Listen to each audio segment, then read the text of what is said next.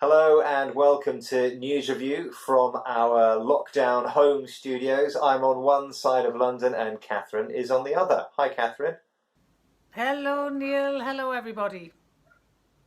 So, what story have you got for us all today? Today is a story about a possible return to play for the English Premier League. Okay, an exciting story for those who are interested in football and what the season might bring.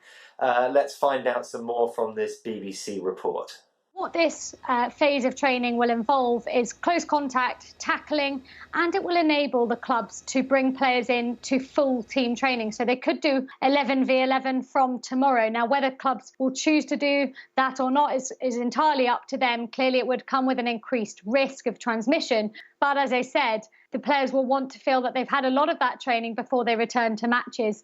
So, a football story about a possible return to play for the English Premier League. Now, the footballing clubs have agreed to start training again without observing the 2-metre distance rule. So the players will be allowed to tackle each other and come close together while they're training. Now, a little while after this, it is expected that the clubs will meet again to decide whether they're able to resume matches. Okay, you've been looking around the various news websites of this story. You've picked out three great words that we can look at. What have you got? Yes, we had resume, edges, and back. Resume, edges, and back. Okay, let's hear your first headline then with that first word, resume. And we're starting with BBC Sport. The headline: Premier League clubs agreed to resume contact training as 4 more test positive. Resume. Start again. Yes, resume. R-E-S-U-M-E. So this word is interesting for its pronunciation, amongst other things. It's got an S in it, but it's not pronounced like an S, is it? That's correct. So R-E-S-U-M-E, the S is pronounced with a Z sound. So it's not resume, it's resume. Most people say resume. Okay, and the stress is on the second syllable. It is resume, yes. Now, not to be confused with resume. Ah, yes, resume. Often with accent on the final letter. Looks the same, but it's got a different meaning completely. Very different meaning, Neil. You will mostly see resume talked about in the context of job applications. A resume is a document which contains details of all your previous employment, training, education, and so on. And you will give it, your resume, to a potential employer to tell them about your work and education history. Resume is nothing to do with a resume. Resume is also known as a CV. Resume means start something again. So you do something, you stop doing it, and then you start doing it again. Okay. Now we have the definition start again. Why don't we just say start again? Why do we need this word resume? Well, that's English for you. English has lots of different synonyms with the same meaning. Resume is slightly more formal. Start again is something we say in everyday conversation.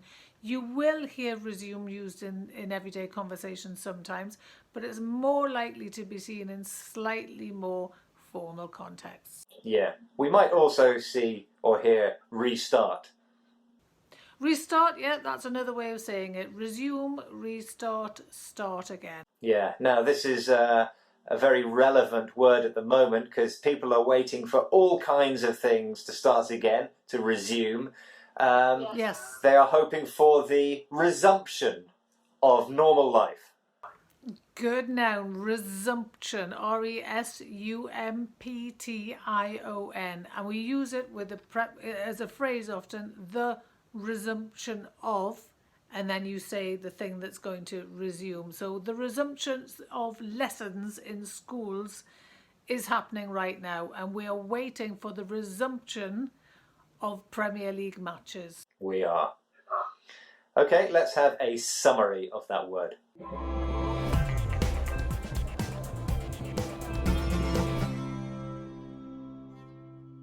Time now for our second headline, please.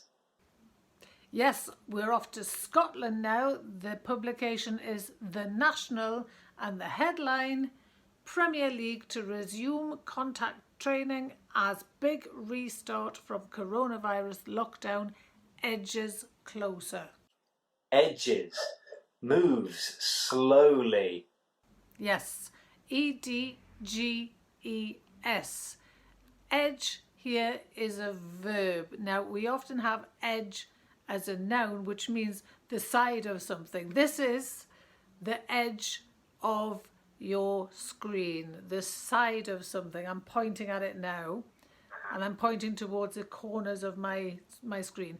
That is the edge. But as a verb, edge means to move slowly towards something, often because you can't go straight to something. You have to do it. You have to make that movement or progression little by little. Little by little and gradually. Yes. Did you see the last time we were in the office? I did, yes. I think I know where we're going with this one, Rob. It is indeed a story about Rob. I had a nice cup of tea, nice mug of tea, and a biscuit. I saw that, yes, I saw that. You were drinking your tea and you were looking at your screen, and I saw this hand just pop up on your desk, and it was just going slowly toward your biscuit, and you didn't notice it. And then the hand it edged closer and closer to the biscuit, and then it grabbed it and ran away and didn't run. It took it away, and you didn't see a thing, Neil. It was so funny. Yes, Rob's hand is always edging towards the biscuits. Rob's hand edged slowly towards the biscuit. And we use the word edge often with the preposition towards. And another way we can use edge is we can say something edges closer or edges nearer. Yeah, so we can say that as summer edges nearer, people are making holiday plans. Yes, something that's happening slowly, bit by bit, something that's coming, but you can't make it happen any faster. So we're edging closer towards the end of lockdown, we hope. We are, and we are also edging towards the summary of edges. Let's go.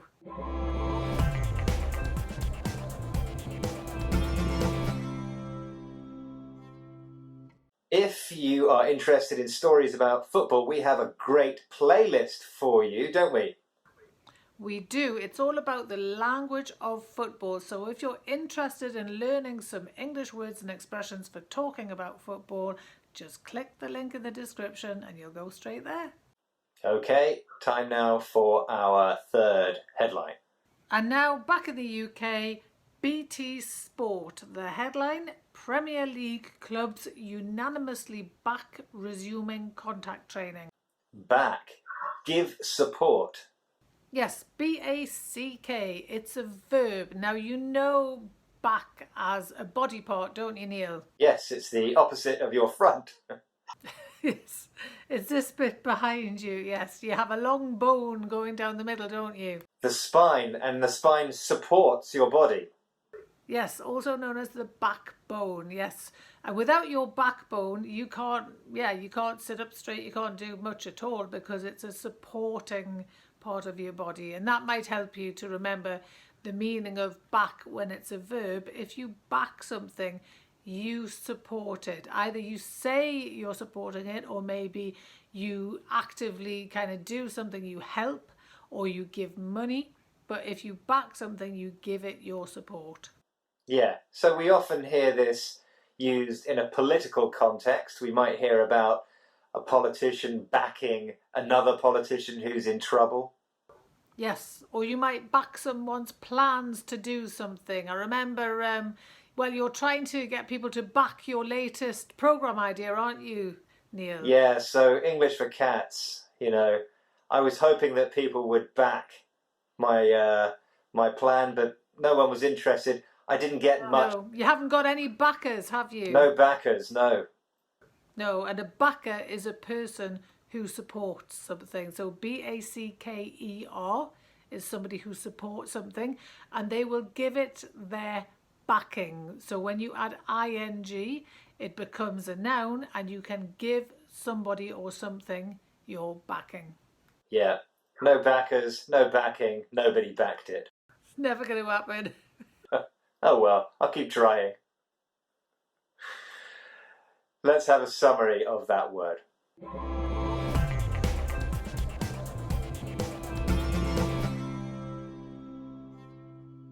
Time now then for a recap of our vocabulary, please, Catherine. We had resume, start again. Edges, moves slowly. Back, gives support. You can test yourself on that vocabulary. There's a quiz on our website, bbclearningenglish.com. See you next time and stay safe. Bye. Bye.